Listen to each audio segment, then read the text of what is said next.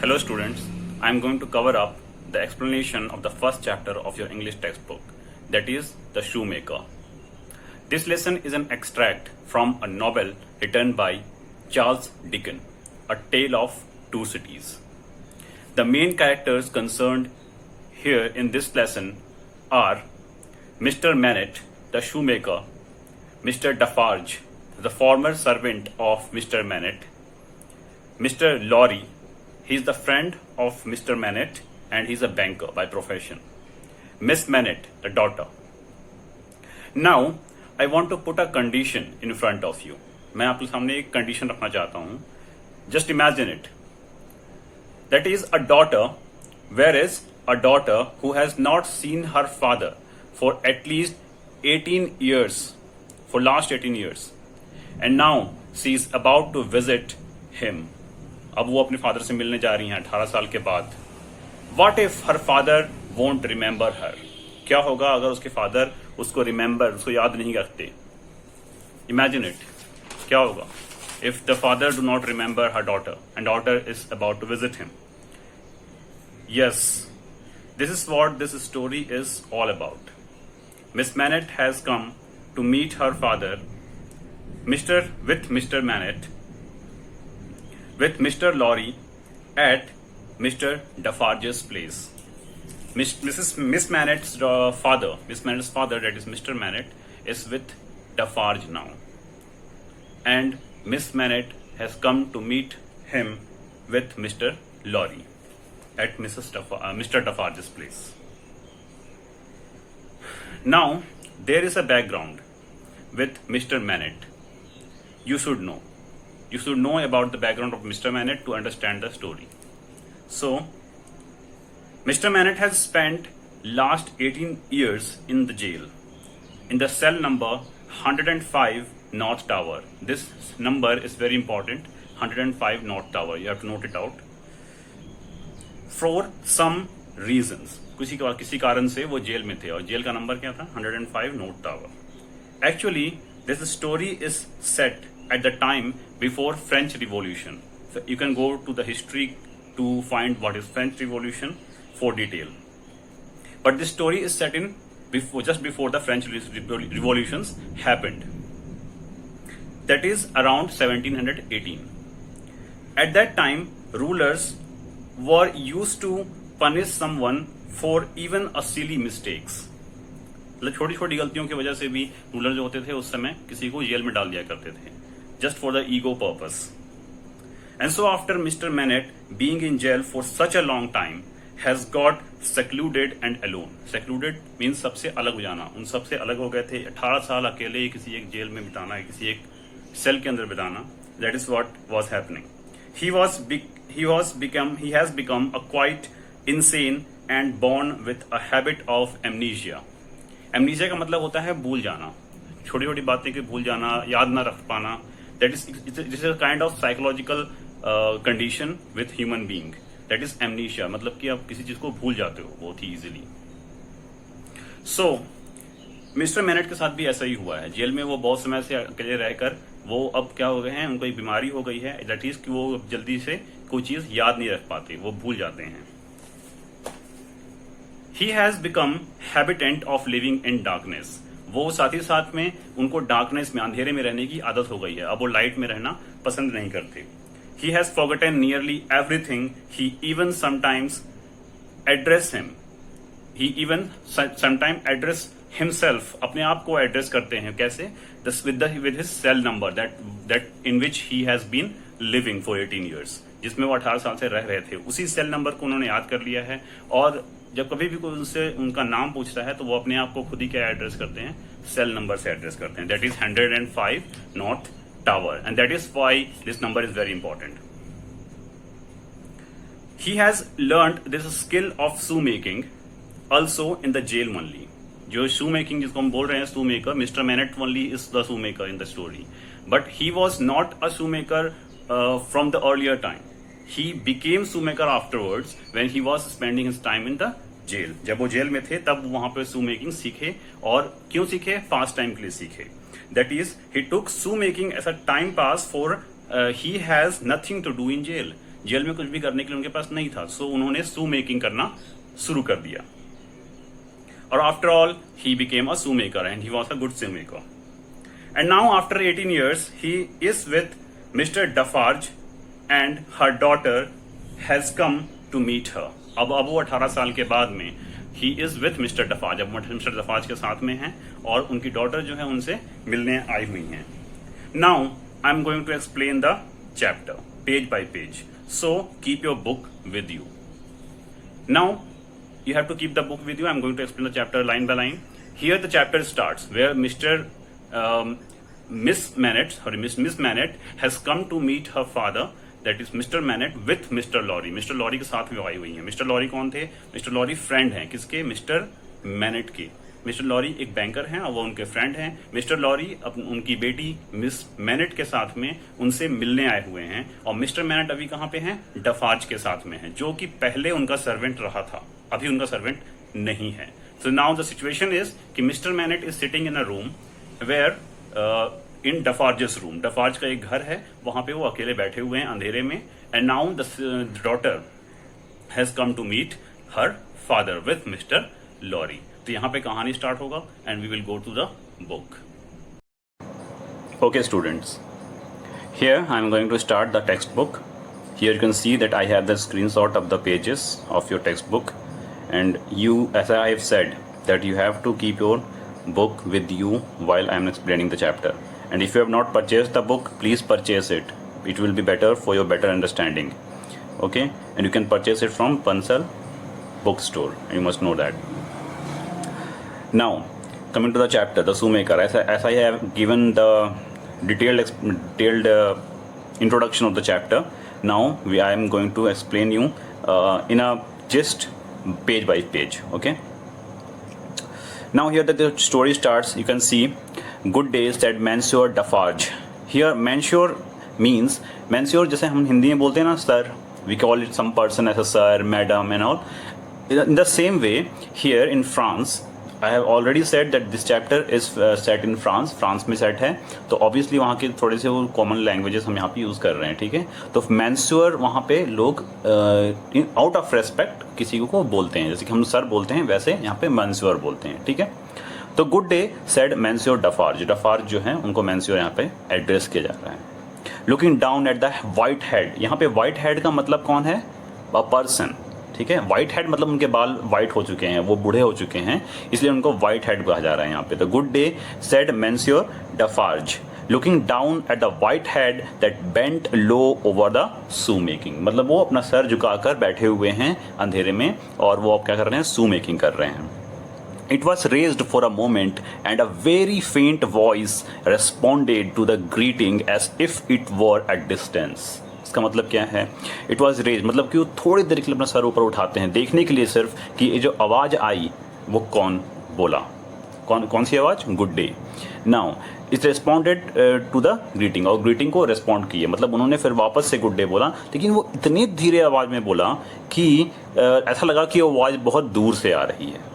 इसीलिए यहाँ पर लिखा हुआ है एज इफ इट वॉज और it were at a distance, मतलब वो कुछ दूरी पे था, ऐसा लगा।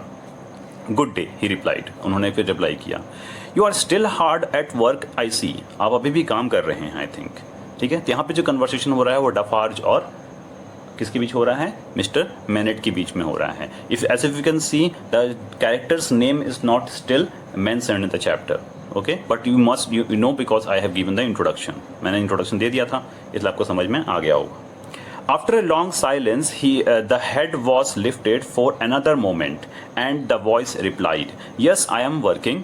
The faint of the voice was pitiable and dreadful. It was not the faintness of the physical weakness, though confinement and hard fare no doubt had their part in it. It was the faintness of solitude and disuse. यहाँ पर कहने का मतलब ये है कि वो फिर से कुछ देर साइलेंट रहने के बाद में अपना सर उठा रहे हैं और रिप्लाई करते हैं, हाँ मैं काम कर रहा हूँ, लेकिन उनके आवाज़ में एक फेंटनेस होता है, मतलब उनकी आवाज़ फिर भी बहुत धीरे होती है। फेंटनेस का मतलब उनके अंदर एक बहुत ही हल्की आवाज़ है, फेंट आवाज़ है, बहुत ही फेंट आवाज़ है। अब वो इतनी फेंट है, इतनी ज़्यादा कांपती आवाज़, जैसे हम लोग कहते हैं ना दैट समवन स्पीक्स शिवरिंग, जैसे कोई बोल रहा है और वो कांप रहा है, उसके आवाज़ में एक कपन है, उसको हम लोग बोलते हैं फेंटनेस। ठीक है, तो यहाँ पे वो इतनी ज़्यादा फेंट आवाज़ थी कि उसको देख कर लगता है, सुनकर लगता है जैसे उस पर दया आ जाए, है ना, दैट इज़ पीटीएबल, उसी को हमने यहाँ पे पीटीएबल लिखे हैं। He was not the faintness of weakness, और वो जो फेंटनेस था उनकी आवाज़ में वो इसलिए नहीं था कि वो वीक थे, वो कमज़ोर थे, नहीं, वो कमज़ोर नहीं थे। ये आवाज़ उनके अंदर क्यों आई थी? बिकॉज वो बहुत सालों तक एक जगह पे रहे हैं, एक अंधेरे में रहे हैं। सोचो, वो किसी से बात नहीं करते होंगे, किसी के साथ नहीं मिलते होंगे, तो इस वजह से उनको धीरे बोलने की आदत हो गई है। ओके, तो ये जो फेंटनेस है उनकी आवाज़ में, वो अकेलेपन की वजह से आई है, ना कि कमज़ोरी की वजह से। I want said Defarge, who had not removed his gaze from the shoemaker, to let in a little more light here. You can bear a little more. Then Defarge बोलता है, डफार्ज जो है वो अभी भी उन्हीं को देख रहा है और वो अभी भी उनके ऊपर ध्यान नहीं दे रहा। कौन? मीन्स जो शूमेकर है वो अभी भी ध्यान नहीं दे रहा किसके ऊपर? डफार्ज के ऊपर। But Defarge is talking to him, Defarge उनसे बात कर रहा है और वो बोलता है कि मुझे लगता है यहाँ थोड़ी और लाइट होनी चाहिए, और आपको कोई प्रॉब्लम नहीं होगी अगर थोड़ी और लाइट होगी तो? You can bear a little more. तो वो वही पूछ रहे हैं कि क्या आपको प्रॉब्लम होगी अगर मैं लाइट थोड़ा सा यहाँ पे देता हूँ तो? The half open door, and imagine उस समय पे लाइट मतलब बल्ब नहीं है ना, उस समय लाइट मतलब कैंडल और लैम्प, या फिर गेट खोलना पड़ेगा या खिड़की खोलना पड़ेगा, उस समय की बात हो रही है यहाँ पे। The half open door was opened a little further. ठीक है, जो गेट जो था वो बहुत ही थोड़ा सा खुला हुआ था, उसको थोड़ा सा और बड़ा करके खोल दिया गया और उसमें से लाइट आने लग गया। A broad way of light fell into the garret. Garret का मतलब यहाँ पे क्या है? फर्श। जो नीचे का जो फर्श था, रूम का जो फर्श होता है, उसको हम लोग गैरेट यहाँ पे बोल रहे हैं। बिकॉज हो सकता है कि वो फर्श लकड़ी का बना हुआ हो, वुडन फ्लोर, इसलिए हम लोग उसे गैरेट बोल रहे हैं। ओके, दस एंड सोड the workman with a unfurnished shoe upon his lap, pausing in his labor. His few common tools and various scraps of leather were at his feet and on his bench. He had a white beard, raggedly cut. Raggedly means अड़ा तिरछा कटा हुआ है। उनका जो beard है वो पूरी तरह से कटा हुआ नहीं है, ठीक नहीं है। और जब भी जैसे यहाँ पे बिल्कुल एक्सप्लेन करने की ये कोशिश कर रहे हैं कि जैसे ही उन्होंने गेट खोला तो थोड़ी सी लाइट कमरे में आई, और जैसे ही कमरे में लाइट आई तो वो क्या देख सकते हैं कि वो फर्श को देख सकते हैं, और फर्श पे जो फैले हुए सामान हैं वो देख सकते हैं। उनके लैप पे एक अनफर्निश्ड शूज़, मतलब कि अनफिनिश्ड या फर्निश्ड शू है यहाँ पे। अनफर्निश्ड शू मतलब कि जो शूज़ है पूरी तरह बना नहीं है, वो बना रहे हैं उसको, वो अपने लैब पे रखे हुए हैं और उसको मेंट कर रहे हैं, उसको बना रहे हैं। तो वो सब कुछ जैसी लाइट अंदर आती है वो देखने लग जाते हैं, और फिर वो देखते हैं कि उनकी जो वाइट बियर्ड है वो रैगेडली कट है। रैगेडली मतलब कि बहुत ही आड़ा तिरछा कटा हुआ है, लेकिन फिर भी वो लॉन्ग है, ऐसा नहीं है कि उन्होंने बहुत छोटा कर दिया है। A hollow face and exceedingly bright eyes. Exceedingly bright eyes मतलब उनकी आंख में एक चमक है, मतलब फिर भी वो बूढ़े जैसे दिख रहे हैं, कमजोर दिख रहे हैं, बट फिर भी उनकी आंख में एक चमक है। His yellow rags of shirt lay open at the throat and showed his body to be withered and worn. जो उनकी शर्ट है वो थोड़ी सी ऊपर से एक दो बटन्स खुले हुए हैं उनके, और इसलिए अब इजीली हम क्या कर सकते हैं, उनके कपड़ों को देख सकते हैं। उनके जो कपड़े हैं उसमें एक येलो सा, जो लाइट की वजह से अब देख पा रहे हैं हम लोग कि उनके कपड़े में एक येलो सा, जो नहीं कोई कपड़ा हम लोग बहुत समय से नहीं धोते हैं तो वो गंदा हो जाता है, बट मैला जैसा, तो जैसी उसकी वजह से ये येलो सा कचड़ा जो है वो पूरे शर्ट पर लगा हुआ है। और उनके थ्रोट जो हैं उनको देख पा रहे हैं, और ऐसा देख के लगता है कि वो बहुत ही ज़्यादा वर्न आउट है। मतलब वर्न आउट मतलब कि उस पर कुछ घाव है या चोट लगी हुई है, इस तरह से worn out. And he and his old canvas frock, loose stockings and all his poor tatters of cloth. Tatters means फटे हुए हैं, जो क्लोथ्स हैं वो फटे हुए हैं, जो प्रॉपरली नहीं है। ठीक है, यहाँ पे देखो, यहाँ मीनिंग पे लिखा हुआ है टैटर का अ टॉर्न पीस ऑफ क्लोथ, मतलब कि क्लोथ हैं वहाँ पे। तो वहाँ पे बेसिकली राइटर जो है इस पैराग्राफ में ये एक्सप्लेन कर रहे हैं कि वहाँ पे जैसे ही उन्होंने लाइट को अंदर आने दिया कमरे में, वहाँ पे बहुत सारी चीज़ें वो देखते हैं फैली हुई, बहुत सारे सामान फैले हुए हैं, कपड़े फैले हुए हैं, उन्होंने जो कपड़े पहने हैं वो दिख रहा है ना, उन्होंने दाढ़ी कैसी रखी हुई है वो दिख रहा है, सब कुछ इसमें बताया हुआ है। तो इस पैराग्राफ में बस यही है। The shoemaker never looked at the figure before him without first looking down on the side of himself and then on that. मतलब कहने का ये है कि कभी भी वो किसी भी इंसान को डायरेक्टली उठकर खड़े होकर नहीं देखते। जब कभी भी कोई उनको आवाज़ लगाता है तो वो एक तरफ पहले देखते हैं, बैठे बैठे ही नीचे ही, और फिर एक तरफ दूसरी, फिर दोबारा दूसरी तरफ देखते हैं। मतलब उनको आवाज़ किस तरफ से आ रही है ये समझ में नहीं आ रहा है, ठीक है। तो he is so used to the seclusion और अलोन, और लोनलीनेस बोलना चाहिए, loneliness, that he do not address a sound in a single prompt. एक बार में वो आवाज़ को एड्रेस नहीं कर पाते हैं, उनको अकेले रहने की इस तरह से आदत हो गई है। वो अगर कोई उनसे मिलने आया तो he will think that how can someone come and meet me, है ना। उनको आदत हो गई है, उनको पता ही नहीं है कि अरे मेरे से कोई मिलने भी आ सकता है। ये है यहाँ पे इशू, ठीक है। तो दैट इज़ वाई वो कभी भी किसी भी इंसान को जब कोई उनको आवाज़ लगाता है तो एक बार इस तरफ देखते हैं, फिर इस तरफ देखते हैं, then he come to the up side और फ्रंट साइड। लेकिन this was the first time that he was looking at. The shoemaker never looked at the figure before him. Okay? Then on that, as if he had lost the habit of associating place with sound. उन्होंने क्या है कि sound जैसे हमको अगर कोई आवाज़ लगाएगा तो और लेफ्ट साइड से कोई आवाज़ लगा रहा है तो we will see directly to the left side, है ना। ये नॉर्मली होता है, नॉर्मली यही होता है कि अगर हमें लेफ्ट साइड से कोई आवाज़ लगाता है, लेफ्ट साइड से, तो वी विल, हाँ, हमको पता चल जाता है कि हाँ हमें लेफ्ट से कोई आवाज़ लगा रहा है तो we will see the left side. But इनके साथ ऐसा नहीं है। ये क्या कर सकते हैं, ये एसोसिएट नहीं कर पाते हैं प्लेस को टाइम से। That is what written there, that he had lost the habit of associating place with sound, ठीक है। तो वो साउंड और प्लेस को एसोसिएट नहीं कर पाते हैं। He never spoke without first wandering in this manner and forgetting to speak, ठीक है। और वो हमेशा जब कभी भी बात भी उनसे कर रहे हों तो क्या करते हैं, एक बार में किसी चीज़ को आंसर नहीं देते, वो क्वेश्चन को भूल जाते हैं, वो फिर से क्वेश्चन पूछते हैं और उसके बाद फिर उसका रिप्लाई करते हैं। You will see in the next page.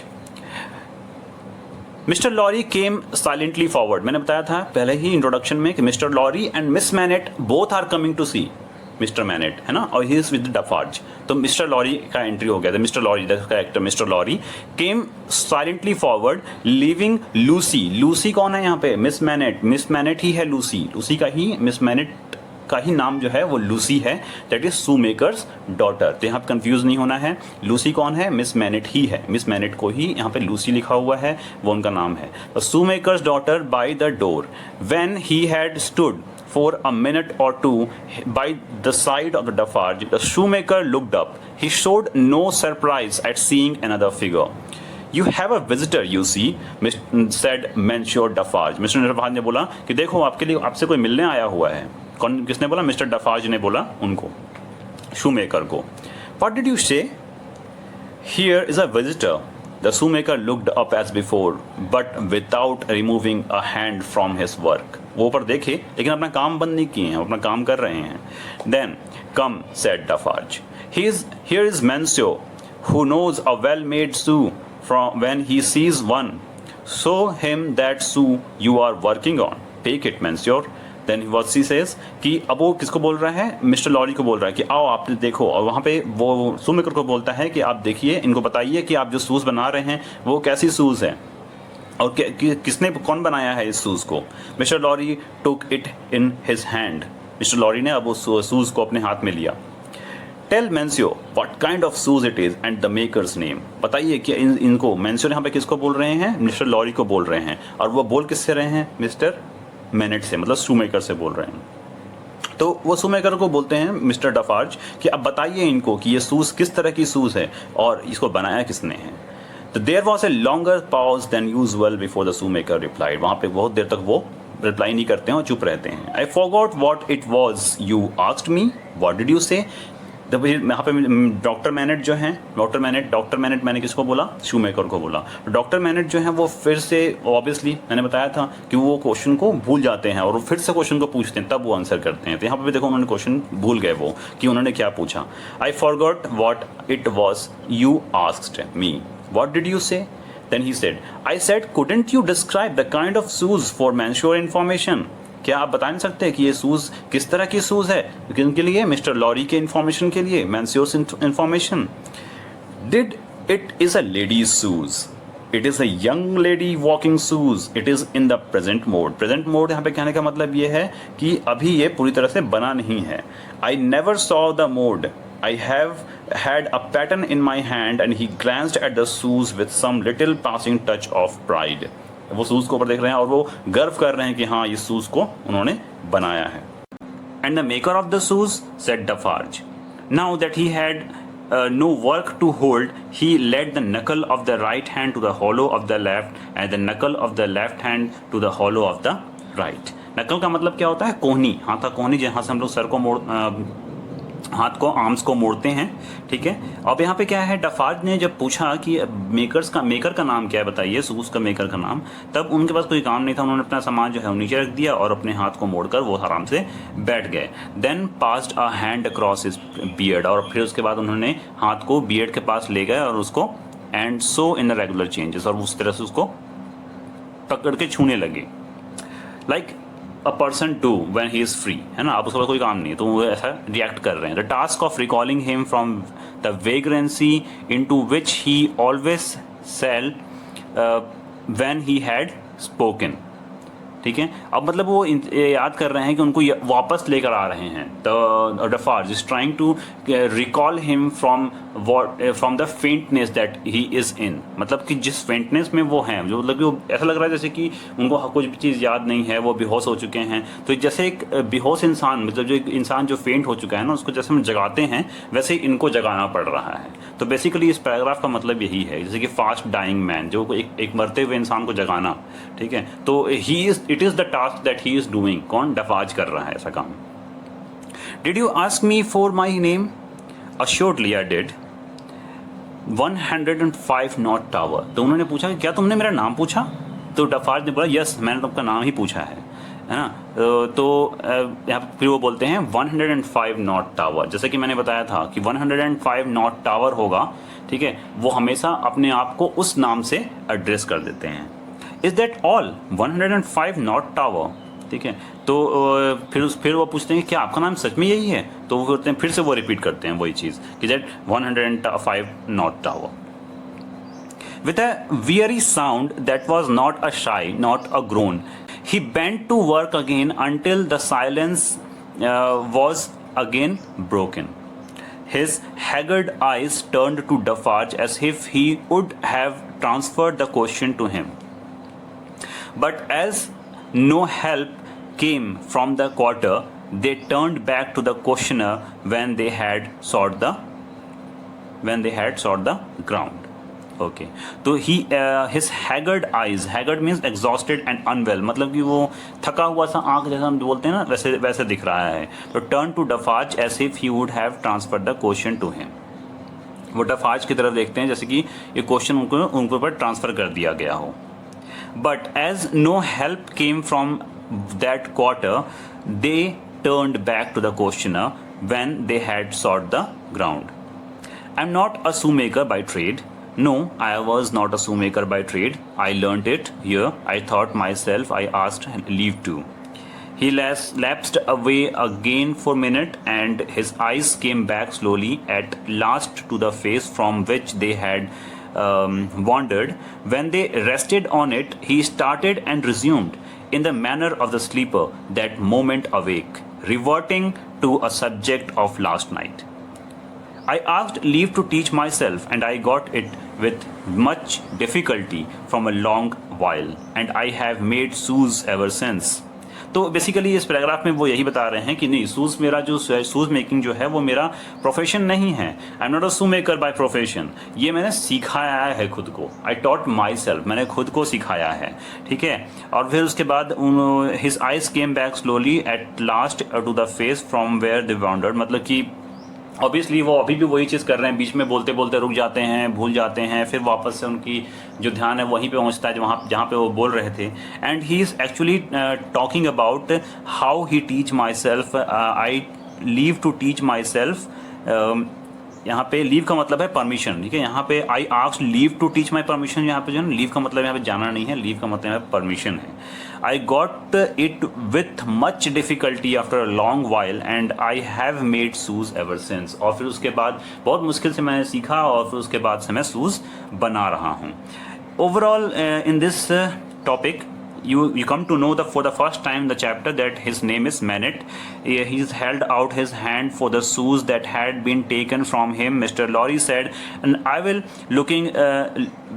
looking steadfastly in his face, Monsieur Manet, do you remember nothing of me? Then he says कि क्या आपको बिल्कुल कुछ भी याद नहीं है, क्या आपको मैं भी याद नहीं हूँ? है ना. That then what he says, and then he dropped to the ground and sat looking fixedly at the questioner. तब वो फिर वहाँ पे बैठ गया, उस ड्रॉप टू द ग्राउंड, मतलब ग्राउंड पे बैठ गए और वहाँ पे क्वेश्चनर मीन्स जो क्वेश्चन पूछ रहा है उसको देखने लगे. Monsieur Manet, Mr. Lorry had his hand upon Defarge's arms. Do you remember nothing of his arms? Look at him, look at me.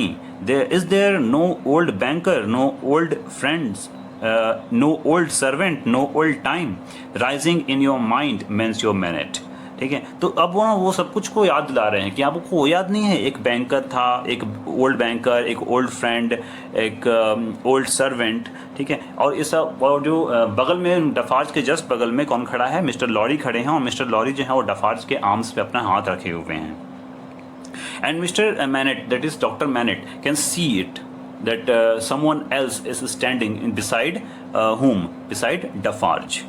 And Defarge is asking that do you not remember anything, Mr. Manet, Monsieur Manet, that a old man, try to remember, a old banker, a old man, a old friend, old servant of old time. ठीक है, तो आपको पुराने समय का कोई भी बात याद नहीं है. Raising your hand in Monsieur Manet. As a shoemaker sat looking fixedly by turns at Mr. Lorry and at Defarge, some long obliterated marks of an actively intent intelligence in the middle of the forehead gradually forced themselves through the black mist that had fallen on him. They were overclouded again, and they were fainter, they were gone, but they had been there. ठीक है, तो अब जब इतना कुछ question जब पूछा गया उनसे, जब उन सब मिलकर जब एक क्वेश्चन पूछे, क्योंकि आपको पुराने समय का कोई बात याद नहीं है, ना ही आपको ये कोई ओल्ड बैंकर याद नहीं है, आपको ओल्ड फ्रेंड याद नहीं है, ओल्ड सर्वेंट याद नहीं है, पुराने टाइम में कोई बात याद नहीं है आपको. ठीक है, देन ही तब उनके दिमाग में, उनके सर पे ऐसा, उनके फेस में ऐसा एक्सप्रेशन आता है that he is trying to remember something. तो इस पैराग्राफ में यही लिखा हुआ है, as the shoemaker sat looking fixedly by turn at mister Lorry and Defarge. जब मिस्टर लॉरी और डफार्ज को देख रहे हैं और वो देख के कहीं ना कहीं उनके फेस में एक एक्सप्रेशन आ रहा है that he is actually trying to remember. उनके फोरहेड, मतलब उनके सर पे जो है वो क्या एक दिख सकता है कि वो जो दिख सकता है वो साइन ऑफ थिंकिंग और रिमेंबरिंग समथिंग, है ना. Gradually forced themselves through the black mist that had fallen on him. ठीक है, and again they were over clouded again. Over clouded मतलब कि फिर से वापस से वो भूलने लगे, फिर से जो चीज़ वो याद कर रहे थे वो फिर से वापस भूलने लगे. ठीक है, एंड दे वर फेंटर. अब जो भी चीज़ उनके दिमाग में हल्की मुल्की आई भी थी थोड़ी बहुत, वो भी अब धीरे धीरे कम होने लगी. They were gone but they had been there. बस थोड़ी देर के लिए ही सही, लेकिन वो आए तो थे उनके दिमाग में. क्या चीज़? वो थॉट्स, वो remembrance. Now and so exactly was the expression repeated on the fair young face on her and who had crept along the wall to a point where she could see him. Okay? अब यहाँ पे उनके daughter की entry हो रही है. जिस तरीके से वो उनके दिमाग में उनकी जो थॉट्स हैं वो उनके दिमाग में आकर वहाँ से चले गए, so exactly was the expression repeated on the fair young face. Fair young face मतलब कि एक गोरी सी लड़की है वहाँ पे, जिसके फेस जो है वो यंग है देखने में और वो गोरा है. ठीक है, fair young face it is. End of her he had crept along, she had crept along. जो वहाँ पे जो फेस है वो धीरे धीरे, क्रैप्ट मतलब क्या होता है? छिपते छिपते, घिसटने, मतलब कि दीवार से लगे लगे लगे लगे चल चल कर, ताकि कोई उनको नोटिस ना करे. वो कहाँ पहुँच चुकी हैं? ऐसी जगह पहुंच चुके हैं जहां से वो मिस्टर मैनेट, डॉक्टर मैनेट को, अपने फादर को देख सकती हैं. Where she now stood looking at him with hands which at first had been only raised in frightened compassion, if not even to keep him off and shut out the sight of him, but which were now extending towards him, trembling with eagerness to hold his face and love it back to life and hope. So exactly was the expression repeated on her face. अब वहाँ पे वो खड़े होकर देख रही हैं, वो चाहती हैं कि अपने फादर के पास जाएं और उनसे बात करें, उनको सब कुछ याद दिलाएं उनको, और उनको वहाँ से लेकर जाएं. तो ऐसा एक्सप्रेशन था उनके फेस में. Darkness had fallen on him in its place and he looked at the two less and less attentively, and his eyes was gloomy abstraction, ठीक है। स्टेट एब्स्ट्रैक्शन मीन्स जिसको हम लोग छू नहीं सकते, एब्स्ट्रैक्ट जिसको हम लोग टच नहीं कर सकते, state of being lost in thought, okay. तो वापस से फिर वो अपने थॉट में, अपनी सोच में कहाँ हो गए, घूम गए। Thought and ground and looked about him in the old ways. Finally, with a deep long sigh, he resumed his work. और फिर से उसके बाद वो बहुत कोशिश की अपने आप को याद करने के लिए, सभी थॉट्स को वापस से रिकॉल करने के लिए, लेकिन उसका कोई फ़ायदा नहीं हुआ। एंड ही फिर से वापस वो क्या किए, वो वापस अपने काम को करने में लग गए। Have you recognized him, Monsieur? said Defarge in a whisper. ठीक है। तब फिर मैंसूर ने फिर से पूछा, डफार्ज ने फिर से पूछा कि क्या आपने उनको रिकॉग्नाइज किया? Yes, for a moment at first I thought it's quite hopeless, but I have unquestionably seen for a single moment the face that I once knew so well. तो बोलते हैं यस, थोड़ी देर के लिए मुझे लगा कि मैंने ये फेस कहीं तो देखा है, बट ये वो थॉट बहुत ही होपलेस था, मतलब उतना ज़्यादा उम्मीद तो नहीं कर सकते उससे, बट मैंने कहीं तो ये फेस देखा है। फॉर अ सिंगल मोमेंट मुझे याद तो आया। Hush, let us draw further back. Hush, उन्होंने फिर से बोला छोड़ो इस बात को। अब फिर से वो वापस अपने काम पे लग गए। She had moved from the wall of the Garrett, मतलब वो फर्श से अपने वॉल के उनकी डॉटर जो हैं वो कहाँ उनके पास जाने की कोशिश कर रही हैं। Very near to the bench on which he sat and there was nothing awful in his unconsciousness to of the figure that could have been out its hand and touched him as he stooped over his labor. Actually, I cannot read here all the words because some words are cut out. But I will explain the paragraph. Here, what happens is that he has somehow reached to the bench where he is sitting. जिस bench पे वो अपना काम कर रहे हैं वहाँ वो पहुँच चुकी हैं, और वो इतने पास पहुँच चुकी हैं कि अगर वो उस पर ध्यान देता तो अपने आप अपने हाथ से बिना हिले अपने हाथ से उनको टच कर सकता था, उनकी बेटी को, ठीक है। बट उनको इस चीज़ से कोई अवेयरनेस नहीं है, वो अभी भी अनकॉन्शियस हैं, अभी भी उनको पता नहीं है कि उनके पास में एक पूरा का पूरा इंसान, एक लड़की खड़ी है और वो अपने काम में बिजी हैं।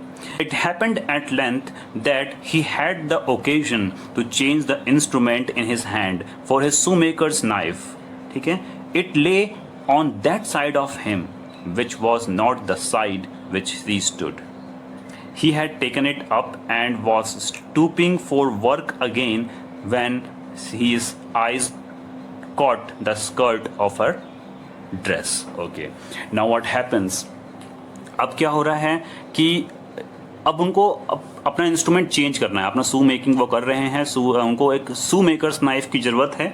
तो what he want the change the knife, तो इंस्ट्रूमेंट जिससे वो काम कर रहे थे।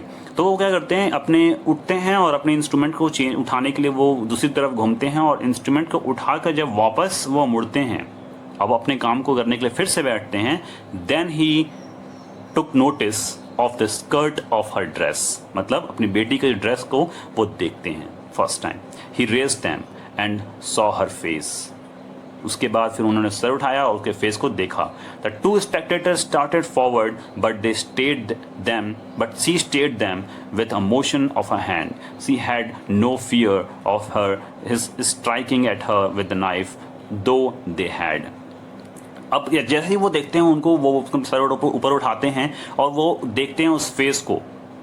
बट जो दो स्पेक्टेटर्स हैं, स्पेक्टेटर मतलब जो देखने वाले हैं, वहाँ पर दो लोग कौन देख रहे हैं, डफार्ज एंड मिस्टर लॉरी। तो मिस्टर लॉरी एंड डफार्ज जो हैं उनको डर लगता है कि कहीं ये जो नाइफ पकड़े हुए हैं वो किसी तरह, क्योंकि उनको कुछ याद तो है नहीं, तो कहीं वो कुछ नुकसान ना पहुंचा दें किसको, लूसी को। तो इसीलिए वो क्या करते हैं, आगे बढ़ते हैं, बट लूसी उनको रोक देती है और बोलती है कि नहीं मुझे डर नहीं है किसी बात का, आप लोग आगे मत आइए। Then she stared at her. He stared at her with a fearful look, and after a while his lips began to form some words. With no sounds proceeded from them by degrees in the pauses of his thick and labored breathing, he was heard to say, "What is this?" ठीक है। तब वो बहुत ही डरे हुए look में थे, वो बहुत ही डरे हुए जैसे दिख रहे थे, बिकॉज उनको इस बात का डर था कि ये कौन है, ठीक है, मेरे जो कि फिर से वापस कोई पकड़ के जेल में डालने वाला तो नहीं है, तो ये डर था उनको।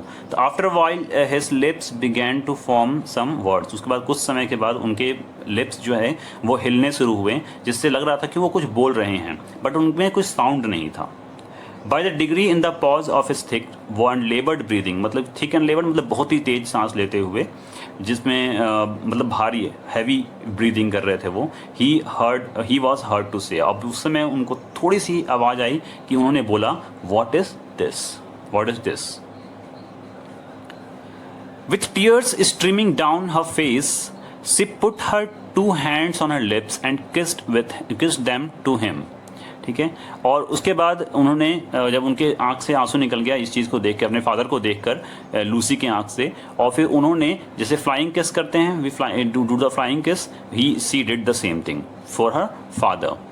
You are not the gaoler's daughter, gaoler's means जो जेलर होता है ना, उसके यहाँ पर गोलर लिखा हुआ है, जेलर जो होता है ना, तो वो बोलते हैं कि उनको लगता है ऐसा कि कहीं ये जेलर की डॉटर तो नहीं है, तो उनको अभी भी पहचान नहीं पाए हैं कि ये मेरी ही डॉटर है, मेरी बेटी है, she is my daughter. You are not the gaoler's daughter, he said, then she sighed, no, then उनकी बेटी उनको बोलती है कि नहीं ऐसा नहीं है। हु आर यू देन, वो पूछते हैं उससे। Not yet trusting the tones of her voice, she sat down on the bench beside him. He recoiled, but she laid her hand upon his arms. A strange thrill struck him when she did so. मतलब उसके बाद उनकी बेटी ने क्या किया, उनके पास में जाकर बैठ गई उसी बेंच पे जिस पे वो बैठे हुए हैं, और फिर उन्होंने अपना हाथ उनके आर्म्स के ऊपर रख दिया। ठीक है, और ये जो टच था उनकी बेटी का उनको, वो उससे उनको पहली बार एक बहुत ही स्ट्रेंज सी फीलिंग हुई, and visibly passed over his frame.